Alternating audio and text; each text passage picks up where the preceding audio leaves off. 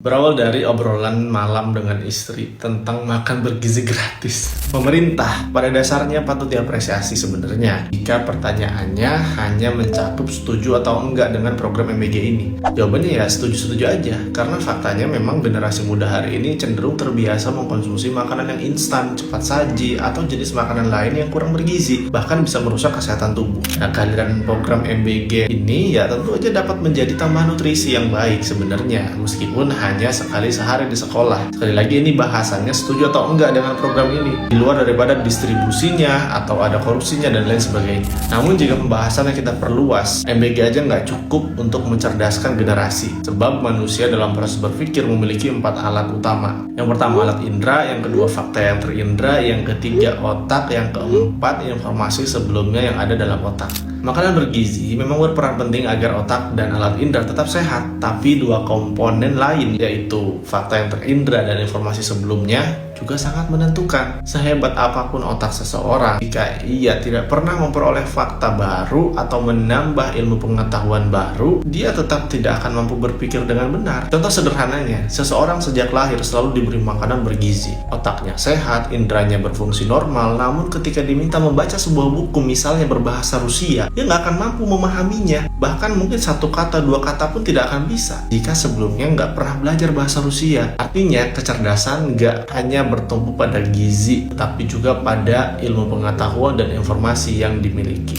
Dari sini kita bisa refleksikan, negara tidak cukup hanya memberikan makanan bergizi gratis di sekolah, tapi juga harus memfasilitasi agar setiap rumah tangga mampu memberikan asupan bergizi kepada anak-anaknya. Artinya, perekonomian masyarakat harus berjalan dengan baik, distribusi pangan harus merata, dan daya beli keluarga harus terjamin. Jika ekonomi keluarga masih lemah, maka asupan bergizi hanya sebatas program sekali sehari. Sementara di luar sekolah, anak kembali mengkonsumsi makanan seadanya, kan nggak sehat. Maka jelas MBG perlu diiringi dengan kebijakan ekonomi yang berpihak pada rakyat, menjamin ketersediaan, keterjangkauan, dan pemerataan gizi di semua lapisan masyarakat. Tentu saja diiringi dengan membangun sistem pendidikan yang berkualitas, pendidikan yang dilengkapi fasilitas memadai seperti laboratorium untuk berbagai bidang keilmuan dan teknologi, kurikulum yang tepat, serta kesejahteraan guru melalui tunjangan yang layak. Nggak dibiarin aja guru dengan gaji di bawah 300.000 dan lain sebagainya.